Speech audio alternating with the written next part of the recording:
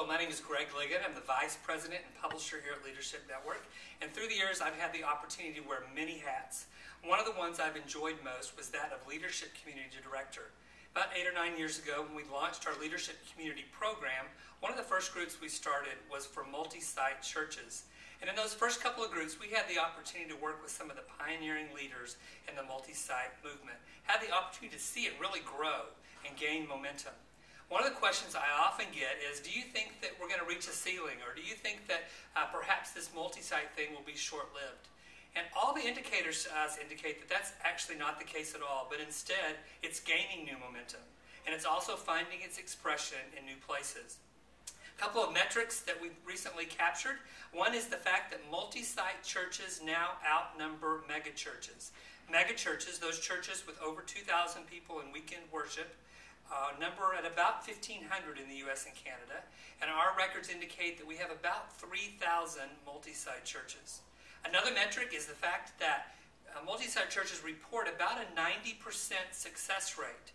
And even in those churches that report a failed campus, they maintain a commitment to multi-site church. It would indicate that the failed campus was largely due to the wrong leader, or perhaps a poor launch time, or perhaps a bad location. But still a strong commitment to multi-site ministry. One of the trends that we're seeing in multi-site is the growth in the use of the internet.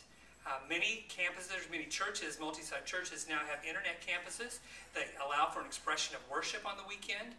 But also we're seeing that extend not just to worship, but to small group ministries, to student ministries, and in some unique ways, like the Northland Church in Orlando, they are actually marrying their multi-site ministry with their internet ministry, with their house church model. This is enabling them to bring a Northland worship experience and a Northland church experience into the homes of literally hundreds of people in the Orlando area, and their vision is to extend that internationally as well. Another trend is the growth of the use of multi-site churches and campuses to engage community. There are a couple of models in which that's being used.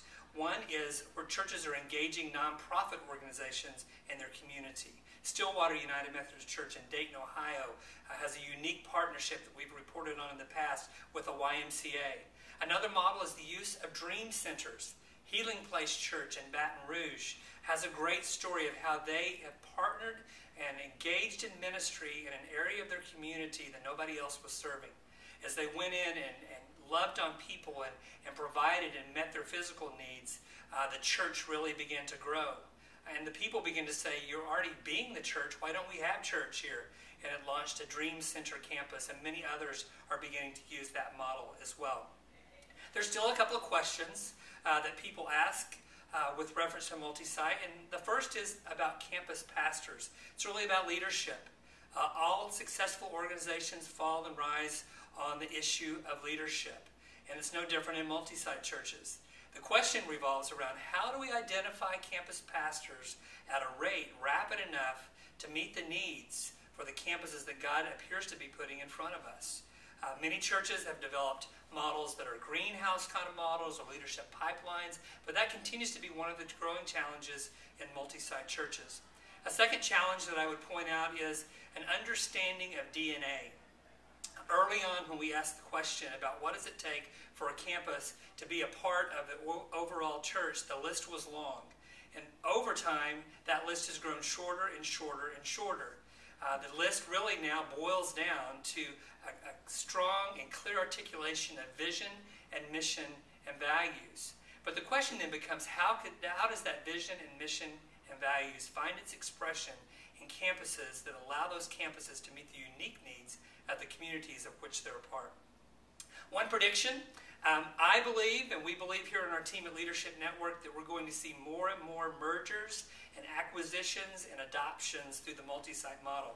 New Life Community Church in Chicago, led by Mark Jobe, is kind of leading the way on some of this work through their ministry called Restart. But it's the opportunity for a church to come alongside a congregation that perhaps has leadership that has grown old, or resources that have grown small, and through a partnership has really been able to redeem property, to redeem ministry, and to engage the church in some exciting ways. So I believe we're going to see more and more mergers and acquisitions and adoptions, not only in independent churches, but I think that will be a new model that we'll begin to see develop and emerge in denominational churches as well. I want to point out a couple of resources to you in Multisite. I had the privilege of working with Jeff Surratt and Warren Bird for a couple of books that we published, the Multisite Church Revolution, and then our second book, the Multisite Church Road Trip. There's also a great website called leadingmultisite.ning.com where you can check out all kinds of resources and engage in conversations with other multi-site leaders. Many of the topics that I've shared about today are things that we at Leadership Network continue to be engaged in. And in fact, we've developed a program called the Innovation Lab that will address some of these issues that we've talked about. We're going to be having Innovation Labs. We'll focus on dream centers. How does your church start one? We'll have Innovation Labs. We'll focus on mergers and acquisitions. How do you go through that process? We have an Innovation Lab that will be focusing on the issue of campus pastor development. And we also will have some labs that will be looking at how do you use the internet ministry through your multi-site strategy. These are things that you can check out on our website, innovationlab.leadnet.org. You can also be in touch with me through Twitter. My Twitter address is @GregLigon, GregLigon. Thanks so much.